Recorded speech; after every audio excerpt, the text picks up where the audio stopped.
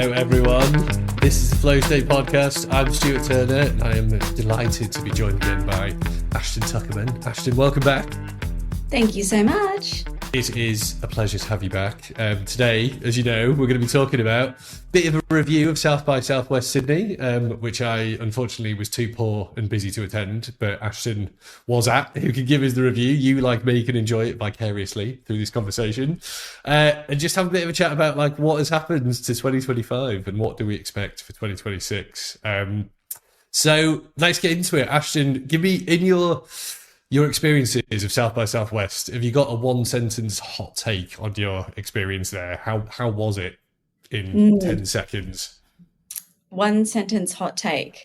Not to put you under too much pressure. I would say AI is everywhere, but is that a good thing? That would be my takeaway. So that's probably the resounding theme. I guess to kind of zoom out a little bit, obviously South by Southwest and South by Southwest Sydney is about more than just marketing technology. We've got, the gaming stream, the innovation stream. We've got film, we've got music.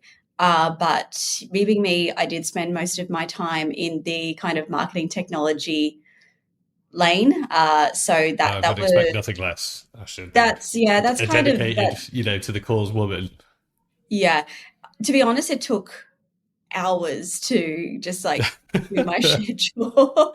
There's so much, and even then I kind of booked myself out for like 10 hours in a day, and I was like, absolutely not, I'm gonna have to sacrifice some of these things as well. So the resounding theme was of the talks that I went to was definitely AI ? Yeah, it's interesting to hear actually, because that was one of the things I was wondering about, and obviously great work on a very contextually relevant review of the event. But I was speaking to the team about this last week with the product, like in the product business, because obviously AI is a part of that product, obviously, because it has to be. But we're like we're all very conscious that we don't just want to bang on about AI for AI's sake, which feels like where the conversation's at the moment now. There's a lot of like we've done an AI, and everyone's like, right, so that's good, but also, so what? I feel like the conversation's matured to a point where everyone's now a little bit concerned, and also a bit like, what's the actual point? Like how programmatic was when that emerged, right? You're like, okay, great. Or any other digital technology, people are like, look at this, and then you're like, yep, I've seen it. It's there. It's everywhere. Great. However, when we prepped and spoke before this conversation, and I don't want to be too negative, which I am trying not to be this year, I felt, just to set the context for your review of your experiences there, when I heard that South by Southwest was just being sort of wholesale lifted out of the US and dropped into Australia, I wasn't super impressed with the line of reasoning there, because I feel like we could have homegrown something out of one of the festivals or sort of environments that already exists here. So I'm kind of keen to hear, from you, like the stuff that you experienced this time. Did you feel like it was, was it actually Australian sort of centric? Did you see some stuff that was really valuable? And, did you feel like it was worth it, I guess? Like, what were your sort of highlights, and who did you see that you felt was like, inspiring, if you want to put it that way, or got your brain moving in different ways? Like, what were your highlights of the session? Yeah, such a loaded question. I know, sorry. Yeah, kind of like dropping it into Sydney outside of Austin. An interesting decision. I think it makes sense as, Sydney kind of being this hub at this cross section of all of these different kind of streams, like South by Austin kind of is. It's hard not to be a little bit kind of have your cynical glasses on and be a little bit like, oh, is this just for commercial reasons? Yeah. It's I think the third iteration of South by Sydney now, and I'm pretty sure they get 100,000 people across the festival. So yeah, that's cool, the proof's in the numbers, right? People go, people enjoy going, and I definitely enjoyed going. I had wanted to go to South by in Austin a few years ago and didn't get that opportunity. So when I had the opportunity to go to South by Sydney this year, I was like, absolutely, it's happening. Yeah. And for a bit of context, the reason I was able to go was because our founder at 22, Sarah, was actually lucky enough to get a speaking position. So she ran a session on neuromarketing. It was called Brainwaves to Bottom Line. It was a packed house. It was awesome. Awesome. It was so good. And we just sort of figured, she's got this amazing speaking opportunity on the Thursday.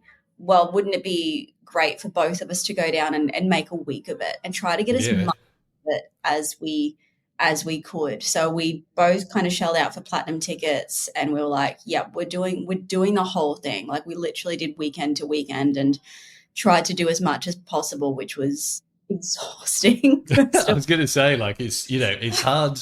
I don't go many places now, partly by choice, partly by, because I don't have any friends. But that, like, being on all the time at a massive event like that must have taken it out of you a bit. Like, how did you manage your schedule, Ashton? You strike me as a pretty hardcore planner. So, like, how did you make it work? I am definitely an A-type personality. So I spent a lot of time going through the schedule and kind of making my shortlist. And then Sarah did the same. And then when we were at the airport before we flew down, we actually synced up our schedules and decided which sessions we would like to go to together and which sessions we were going to divide and conquer. This would be, I'm really interested in this, but this one would be valuable for the business. So a bit of a trade-off. But then, look, I went through a whole pen. This is the second pen, and I have it's a good sign. This many notes, so it's a lot. So I think being on and being switched on and thinking and writing, and I was capturing content obviously throughout it because you got to maximize the opportunity. Essential, yeah. Essential content comes first, and then the networking opportunities afterwards as well, especially for us as platinum pass holders and Sarah as a speaker as well. So something interesting is I'm pretty sure I hope I'm not going to get this wrong, but as far as like Myers-Briggs personalities, I'm an INFJ and I think Sarah's an ENFJ. So we're very similar, except I'm introverted and she's extroverted. Yeah. Okay. And so honestly, at the end of the day, sometimes I'd just be like, I just want to go back to our Airbnb and just like decompress. And she's like, we got to go. No more. We got to hit the networking events. And I'm so glad that we did. And that she kind of like, pulled me along because it's that silly thing that people say, but it's so true. It's like that is where a lot of the value comes, is from meeting people and people in, similar or even really different industries, but just like-minded. You're all there for the same reason. You're all there to kind of be exposed to new things, and you're all having a chat about, what you liked and what you didn't like, and actually kind of like, I guess, debating and kind of like pulling apart some of the topics, which is really cool. But the big takeaway when I was talking to people was by sort of day 2, we all figured the best benefit or the most benefit comes from when you go to sessions that are completely outside your wheelhouse. So the natural instinct is, oh, I'm in marketing, I'm going to go to the marketing stuff. I'm going to go to the Google Ads stuff. I'm going to go to, the Spotify video podcast session, which actually was fantastic. So I'm very glad I went to that one. Interesting. But that's cool. That's where you want to lean in, right? You're just like, I'm going to go to the stuff that I do and that I like and that I know. But after a couple of sessions, you're like, it's kind of like being at work, like it's or being back at uni. It's you're like, great, I'm just paid to come to work, basically. Yeah. It's like you're sort of telling me what I already know. Like maybe there's some new stuff in there, but it's like this is kind of what we do day in and day out. And so the greatest benefit really came from going to sessions where you're like, this sounds wild, or I have no idea about this topic, and I'm just going to go along because it sounds like something that's completely outside of my wheelhouse. Yeah. I'm a big fan of that way of challenging your thinking, I think, and this is one of the benefits of having an event like this, right? I guess is like because you've got all those people in the same place. It's one of the things that I think I've whinged to you a bit about when you go to sort of more business conferences, right? It's like you just end up hearing a load of hot air from people who haven't really, they're not doers anymore. They tend to just be talkers, which is, I find probably as an epic talker myself is not super useful. Like you just, like I say, like I can read all the theories and the strategy. Like there's no shortage of those, but it's nice to be thrown into a different, sort of mindset, right? To sort of then come back to what you're doing, maybe with some fresh ideas or even just a totally new way of thinking. It breaks that same room, same people kind of thing, when you sort of network and when you go to things in your own city, like that is sometimes what you find. You just like, it's good. Like it's most of the time it's good, but you're like, it is literally the same people in the same room having the same conversations. Yes, yeah, definitely. And like I think that's a real struggle. Like especially I've been trying to think of ways around that recently because as we're kind of, I guess, in startup mode on kind of both businesses, and we don't have huge budgets for like our own marketing. So our challenge is exactly that. It's like, well, how do you get out of those, safe, familiar conversations without having to pay a ton of money and go and meet some other people and do some other new stuff? So I'm going to throw a concept at you. I'm literally gonna like read through my notes while we talk because that's the best way to do it. And so this is very really relevant. Before you dive into this, I'm really glad to see you hand wrote notes, Ashton. Like it's very good way of getting information down, I think. Well, I've learned that from past conferences as well. Trying to take notes on your phone, no. The battery's running low. You're tempted. You got your Slack notifications popping off. Like it's just not a vibe. Also, people sitting in the audience with their like full laptops as well. Like this is no. Like we're not at uni. I used to love that at conferences. You're like, are you actually working right now? Just sat there. And I kept seeing people just like on their emails. It's just like, why did you spend $1,000 to be here? Like it's a very strange decision. Come on, guys. Come on. Be in the room. So be in the room. That's my second tip. Because my first tip was like get out of your lane. My second tip, use a notebook. And I don't know, I'm definitely like think with my hands kind of person. I have a giant whiteboard that I cleaned off before this conversation, but I'm a big whiteboarder as well. Like my team love whiteboards. I am the Always Sunny meme of the guy with like the plot chart on there. It's like I think with my hands. It's the Italian heritage, I promise. But I like it. I'm going to throw a concept at you. So my highlight talk was from Tyra Banks. For the benefit, we all know who Tyra Banks is, but let's pretend we don't. Tyra Banks, incredible international supermodel, America's Next Top Model. She just an absolute legend in her category. But more recently, she has moved to Sydney and opened an ice cream store. And the internet is abuzz. And they're like, Tyra is terrifying the people of Sydney. What's she doing? Why is she opening an ice cream store? It seems chaotic. Like, let's be real. Yeah. So it was an incredible talk. Her energy, first of all, and her entrepreneurial spirit, I was just captivated I kept calling her my fellow Harvard Business School alumni. I was like, I might have only gone there for a semester, but I'm gonna make that connection between us. Lean into it. Lean in. Yeah. But so Tyra shared a concept which she called twisting, which is something I have done before, but I never had a name for it. So she said it's about being inspired by completely different industries. It's taking something from somewhere completely different to you and twisting it. So the example that she gave was, I think there was like a bit of a kind of, let's say, roundtable workshop, which anyone can do. This is a great idea.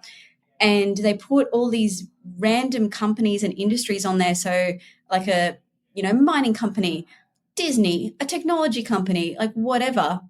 And people had to grab those different industries and kind of integrate that into a startup idea that they were doing. And so cool. somebody had Disney, and then they ended up coming up with their tagline really kind of based on this kind of idea of like the happiest place on earth and like this magic kind of feeling. And I was just like, that's a fantastic, that's kind of what I felt about South by Southwest, this concept of twisting. It's like, get outside your bubble and grab something and then twist it and see how it applies to you. So I love that. I thought that was like such a great kind of concept. And now it has a name. I'm really happy. Yeah, that's really cool actually, because like you say, it's probably something that people do maybe without even thinking about. But then when you actually start to actively think about doing it, I think you definitely get a bit more. You get a bit more from the exercise, right, rather than just sort of the intuitive approach. So it's really interesting. So have you taken some stuff that you're going to twist and apply back to your day-to-day life at 22, Ashton? Have you? Well, I feel like any in the bag. I feel like some of the talks I went to, besides. Look, some of the marketing related ones, like there was a great keynote from Neil Patel, our godfather of digital marketing. That was honestly, Neil, and he gave us like the full deck of slides as well. I can send it to you afterwards. Yeah, It was just like, over.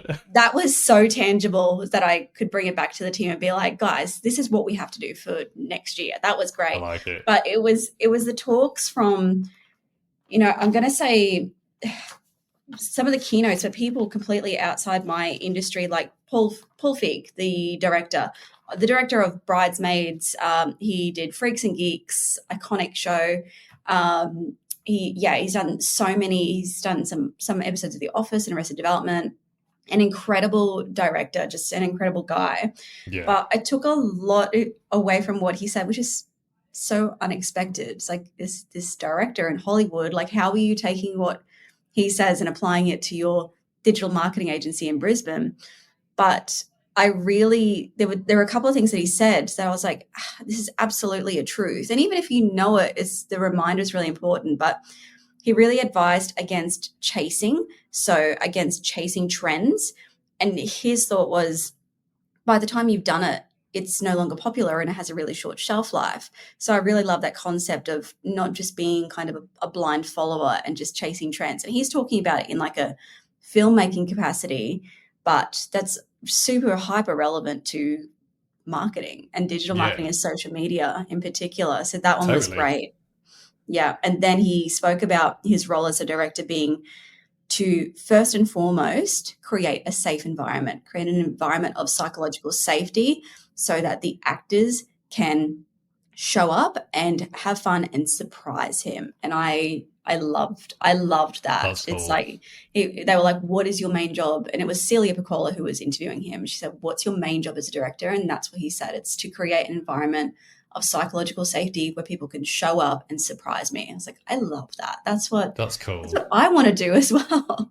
Yeah, it's interesting to hear that, actually, because I think obviously you hear like a lot of the the stereotypical sort of Hollywood director is the egotistical sort of shouty maniac, right? Which obviously is not true, because like no one would ever work with them, right? But like, it's just, I feel like a lot of people probably have that in their minds. It's like, that's what the movies is like, and as I'm sure you well know, Ashton, like, acting's like one of those industries where you like, I would imagine most people who are in it are constantly paranoid about, whether anything's going to turn out well or not, because you just have, obviously we only see the finished products, but you imagine the making of something like, even like Bridesmaids, you'd be like, which is a great film, by the way, if you haven't seen it. But, so much of that, you'd be like, oh my God, this could go so wrong if it just, imagine if it had been a flop and you're filming one of those scenes and it's just like, I don't know. I've got a lot of respect for people in like the comedy sort of sector, I guess, of anything, because it's just such a like high risk like way to put yourself out there, because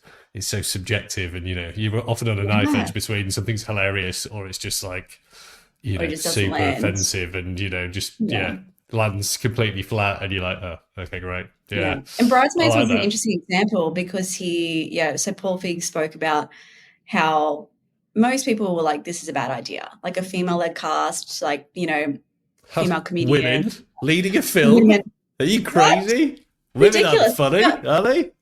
No. Only as like supporting characters, obviously. But he said he met so much resistance, and there were so many people being like, this is a risk, like, maybe rethink this, maybe don't do this. But it's become such an iconic film, and I mean, it was successful in its own right as well.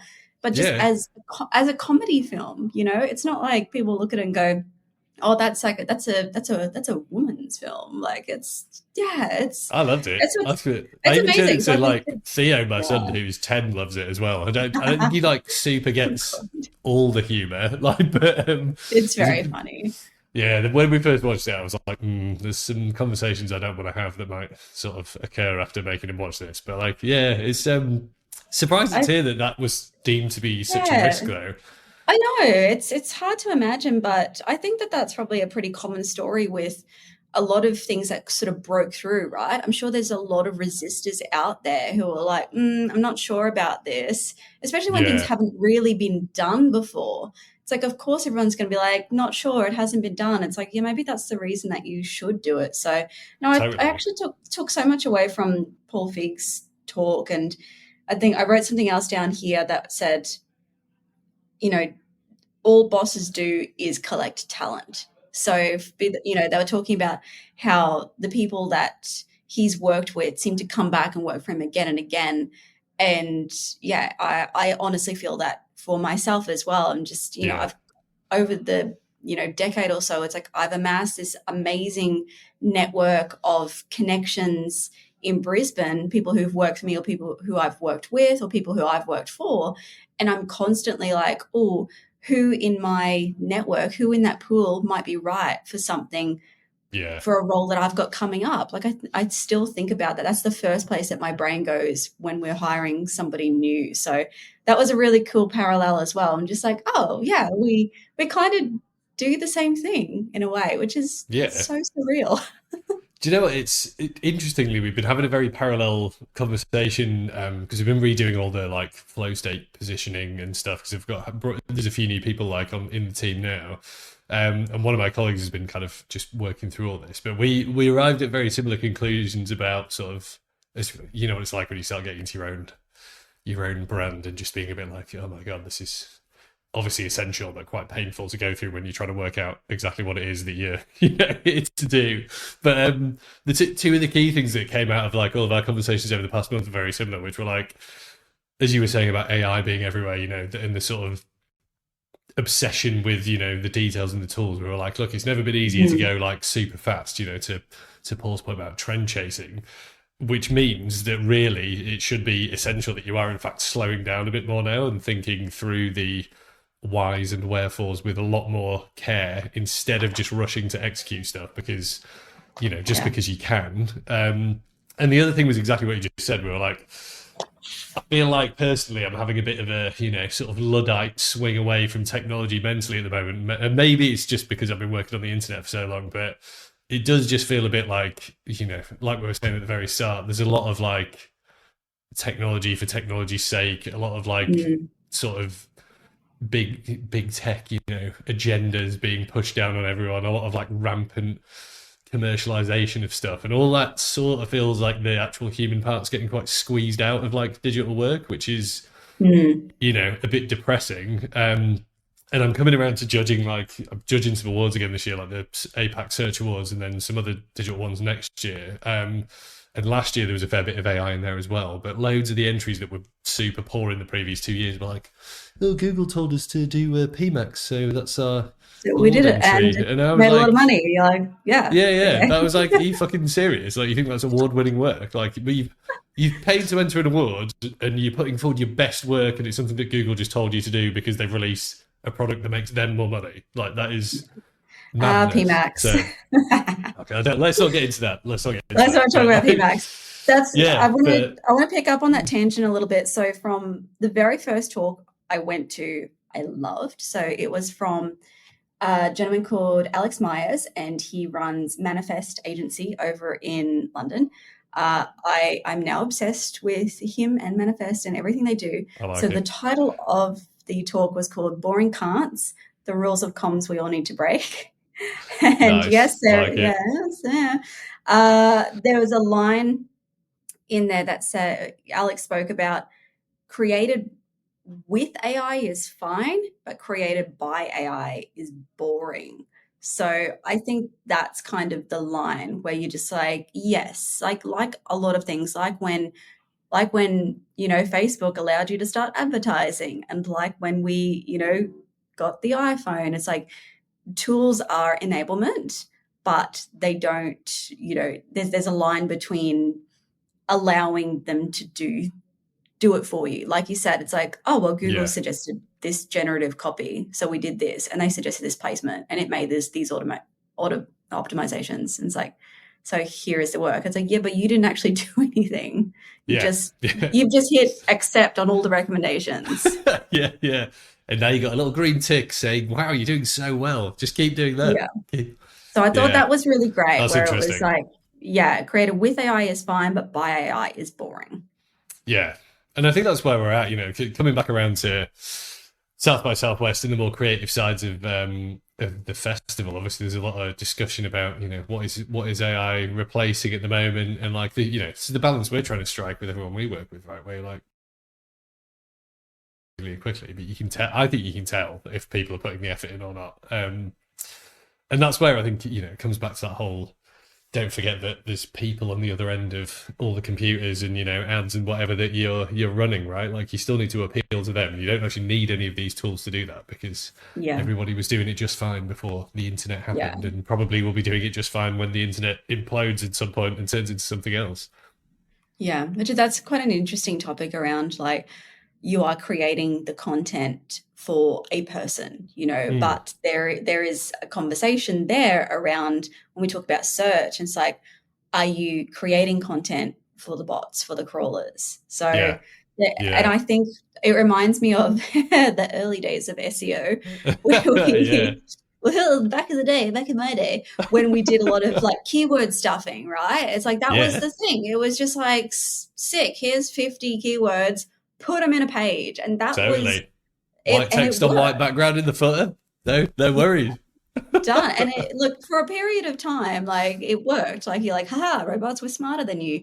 But then it doesn't work. And I think that's probably the danger, where you're just like, oh, we're just going to create some AI slop because GEO, generative engine optimization, or whatever you want to call it these days. I feel like we've landed on GEO because that's what GEO wants to see.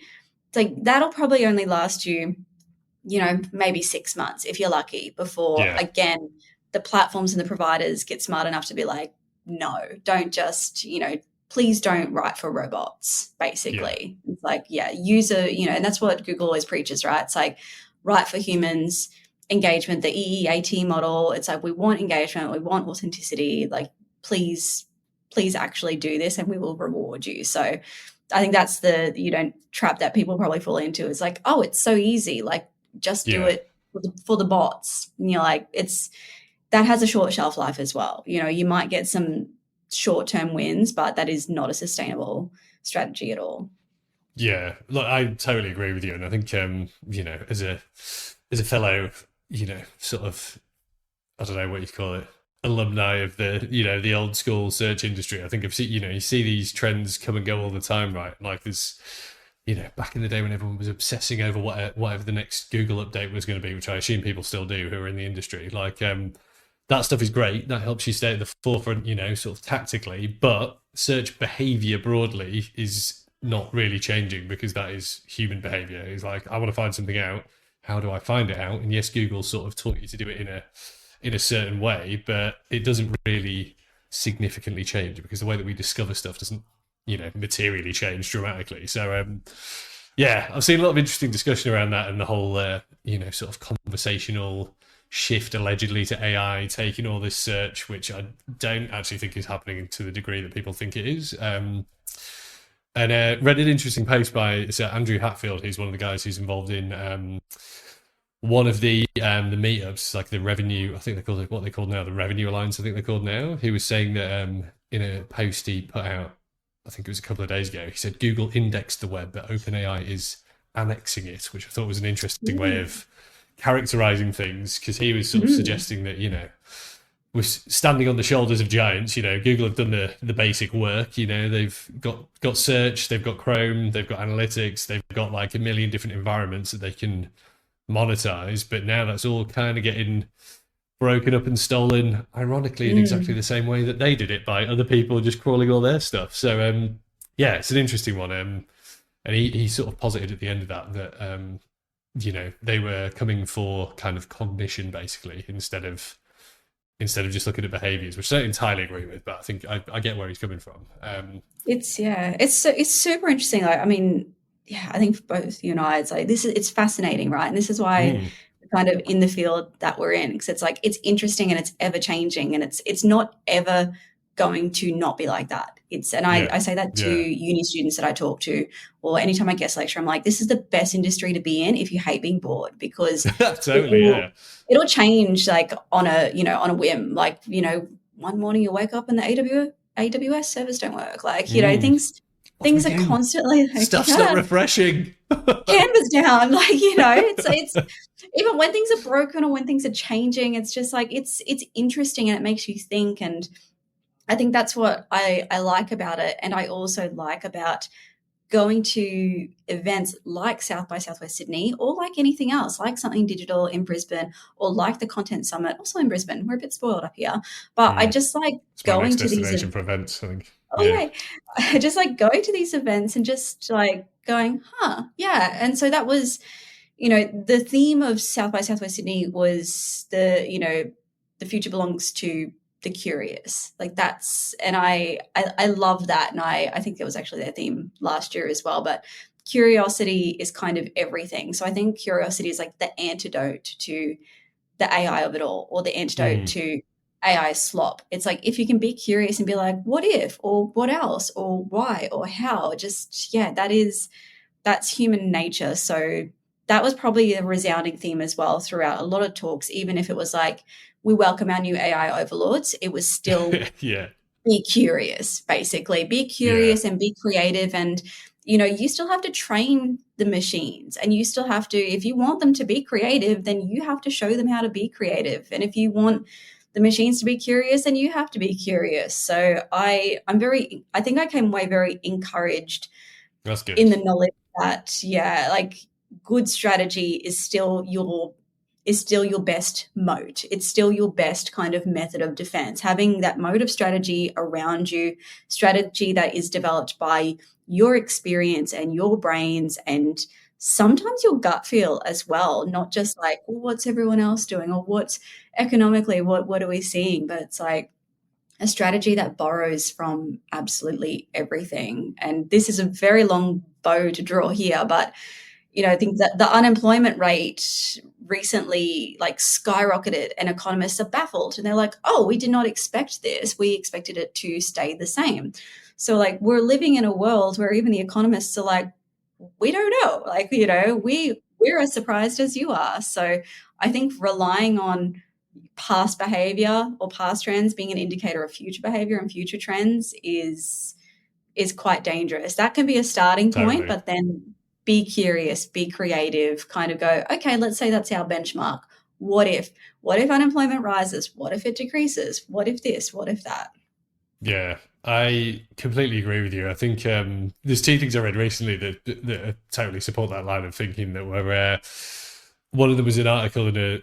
Well, I didn't read it. It was an interview, an article about the interview from an ex-Google. Was he ex-Google? Maybe still at Google, which I'll dig out from a previous podcast. That basically the short version of which stated that, in order to, sort of continue to survive, people need to relearn how to think critically. And I was like, that whole conversation is exactly indicative of the sort of, somewhat reductive cul-de-sac that we're in at the moment, where people are like, oh, going back to what we were saying about rampant commercialization, uni's quality of teaching's degraded at higher education level because everyone's been told, as much as I love him, by people like Stephen Bartlett, who are just constantly shitting on like higher education because, he was a dropout who's done well, which is like awesome. I have a lot of respect for everything he's done, but, he's sort of, in my opinion, stepping slightly outside of his sphere of experience there by saying like, oh, you don't need uni, just go to work. And you're like, yeah, the point of going to uni is not to learn to work, like it's to learn other stuff, right? Yeah, it's to learn to think, like you say, critical thinking. I think critical thinking is, along with curiosity, which they're kind of the same thing. It's like, that is the most important thing. It's just like, think about things. And if you don't want to, if you just want AI to do the thinking for you, I'd have to say, why? Isn't that really boring? Like, what are you going to do then? Yeah, exactly. Yeah, you're like, what are you going to do? Like, nothing. You're going to sit around like the fat guys from just vegetate. Yeah, exactly. Yeah, that'd be it. Just having different coloured jumpsuits stuck on you every day. That sounds horrible.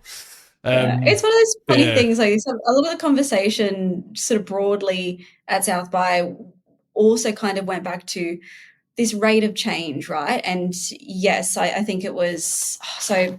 The first keynote I went to was from Mo Gadat, also, our absolute icon of the industry.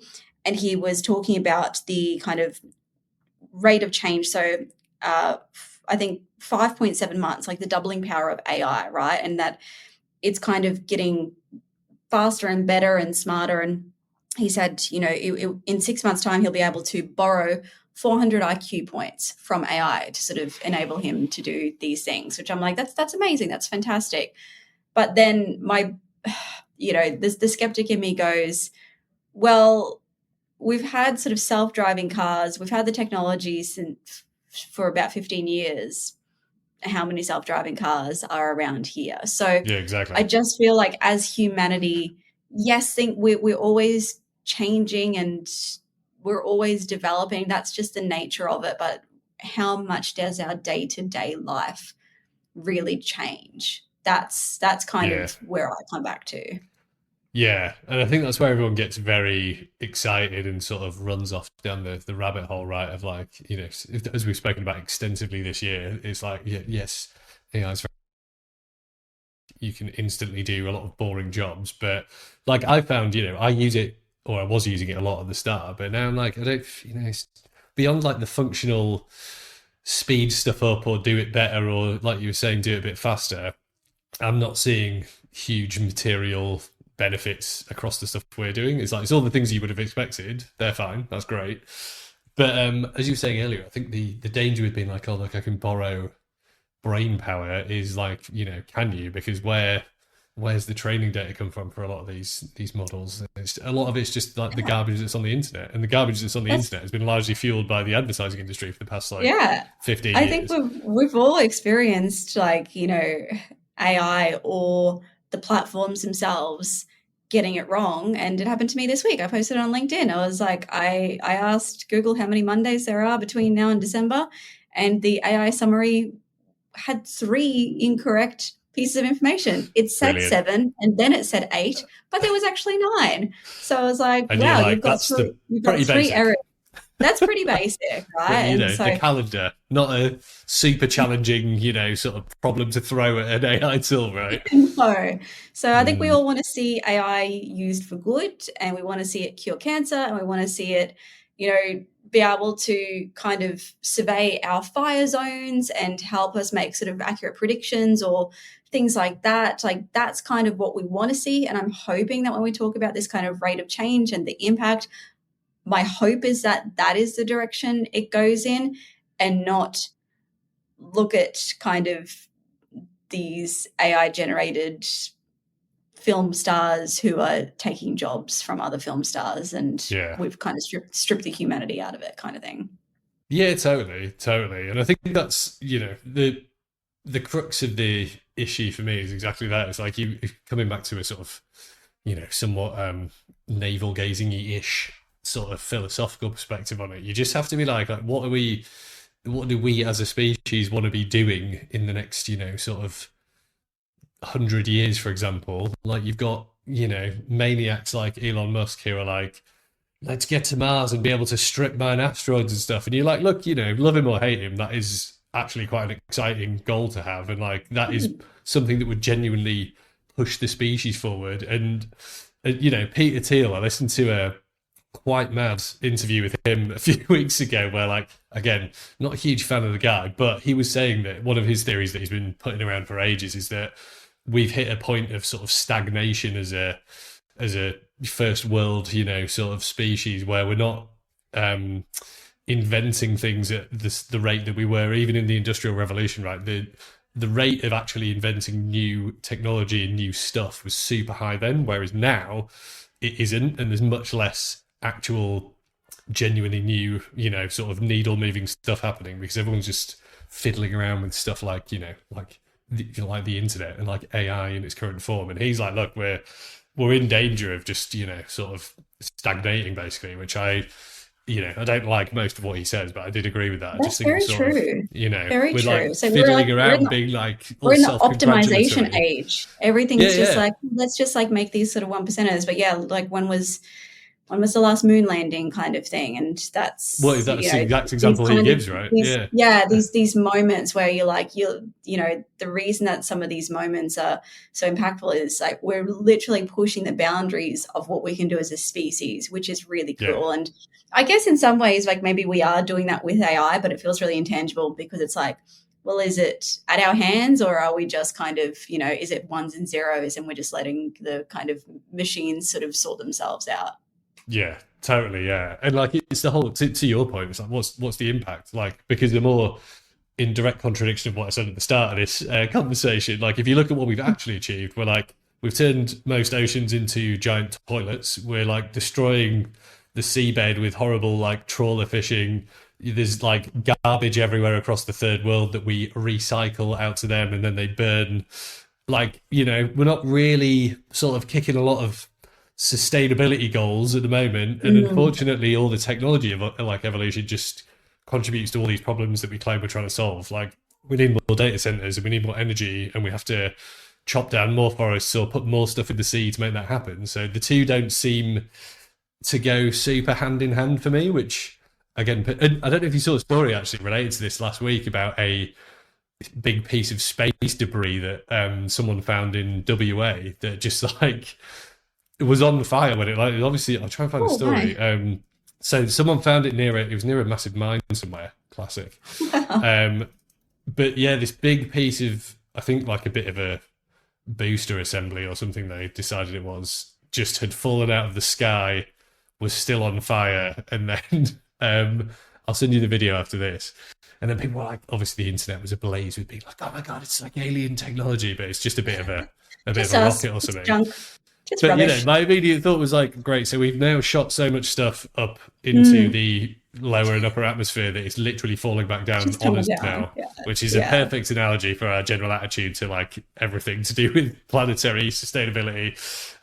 But yeah, I was just like, like, is that what we want to be doing? So, again, Elon Musk has been shooting Starlink satellites up with gay abandon for the past like 5 years or whatever. There's tons of them up there, which actually is getting to like the Wall-E situation of just a huge floating sphere of filth around the planet, which can't be good.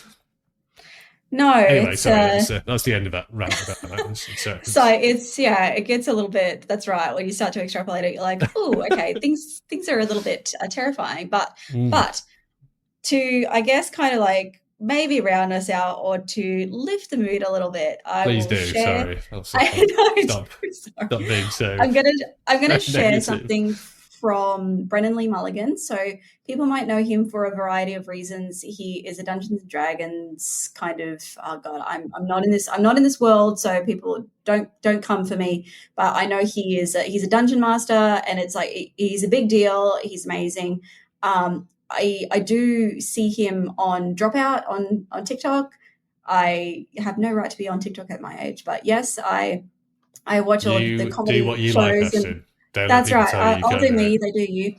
But Brennan's talk was joyous and it was uplifting for a guy who kind of dedicates his life to the creative pursuits. And he talked a lot around play as the definition of success. And I love that. And it spoke to humanity and like, our innate sort of spirit of kind of just wanting to do that. But he had a quote which was around unplugging from the idea of success coming from a marketplace or a hashtag or a chart. Success is just what makes you happy. So I really love that around, I think everyone in the hustle and grind culture, it's like, oh, if I do this, it'll make me happy. It's like sometimes just little things make you happy. Sometimes like, a good glass of wine or a good movie or play, having fun in your work and kind of being around good people, that makes you happy. So I think that was a nice reminder. And he also said we become more of who we are the more we learn. So that's a lovely concept. And I think that's what encourages me to keep going to events like South by Sydney, even people, even when the reality is like, it's a bit commercial, it's a borrowed concept, maybe it's a bit samey, maybe it's not, but I just love that idea. We become more of who we are the more we learn. So that's always going to keep moving me forward and going to things like this. I think that is a much more positive and delightful ending note, Ashton. So yes, thanks for that. I totally agree. Like, I think if you take anything away from this conversation, it's probably that and not the preceding complaints that I was making about life in general. But yeah, look, I'm really glad to hear that you found some interesting stuff there, and that, you know, like that it was worthwhile. Because I think, you know, my worry is always like you were saying, commit a lot of time to these events. You know, it's a big chunk out of your sort of work life. So it's awesome to hear that it was worthwhile, and there was some cool stuff there. A week out of the office for both Sarah and myself as the founder and the GM, that's a big commitment. So yeah, was everything on fire when you got back, Ashton? With this, absolutely not. Like cups in the corner from secret parties. You know, is anything untoward happening while you were away? No. I've hired my entire team, and I had complete faith. I was like, I know my team. When I left, I said, "You're all in charge." So no, I came back I left in calmness and came back to calmness. So that's perfect. Exactly what you want. It's a perfect test. Exactly. Yeah. You're like everything's great. Don't worry. Love it. Awesome. Well, look, thanks very much for coming on again, Ashton, and giving me your review. I like it. To officially a final round off, what is on the cards for you for the remaining working months of 2025, and what are you excited about 26 when we get back? Goodness me. All right. So we've got about 2 months to go. This is the final sprint. What is on the agenda for me? A lot of work on our own brand at 22. This is the time of year where we actually develop our ebook, which is it's our 6th edition this year, which is trends to look out for 2026. So good foreshadowing there. I like it. The content is done. It's in design. We're kind of ready to launch in the next couple of weeks, which is exciting. So kind of a lot of work on ourselves, and especially through, I think, December and January, which is where, you know, sometimes client work can get a little bit quieter, or, you know, generally things kind of start to the tap turns off a tiny bit, and that's a great time to work on your own brand. So I think that that's probably the same case for a lot of people. So big things coming in 2026, including, you know, for us, very keen to launch our podcast as well, which has been on my agenda, and I really want to make it happen. But probably from the client side, experimenting with a lot of platforms that we're not really leaning into at the moment, breaking up a little bit with the Google and Meta mafia. So I'm really keen to kind of take some of the eggs out of the baskets, and we've been dabbling in a few different platforms that you know, might be smaller but more engaged. You know, we've got Reddit, Spotify, Pinterest. Back on Snapchat, you know, who forgot about Snapchat? The engagement rates are great. So that's right. So just really keen to kind of diversify away from, you know, the easy and the obvious, like, oh, we'll just give more money to these platforms because that's what everyone's doing. So in the words of Tyra Banks, different is better than better. So that was a big one. It's like, what's better than better? Being different. Totally. Yeah. No, I agree. And on that advice-filled bombshell, I think that's an appropriate point to wrap, Ashton. So thank you once again. Always a pleasure to chat, and hopefully I'll make it up your way before the end of the year if I can sneak away from, you know, my room. Out of the cave and into the sunshine. Yeah, I'm a bit scared of the outside now. I don't like to go. I like to look at it through the windows and not. You know. Too much space junk out there. Exactly, it could fall on me tomorrow. I don't know what's going to happen. Just keep your eyes on the sky. All right, that's my piece of advice for the rest of this year. The truth is out there. Awesome. Well, you have a wonderful day, Ashton. I'll chat to you again soon. And that is. I still don't have a good ending. That's the end. Bye, everyone. Thanks, Stu.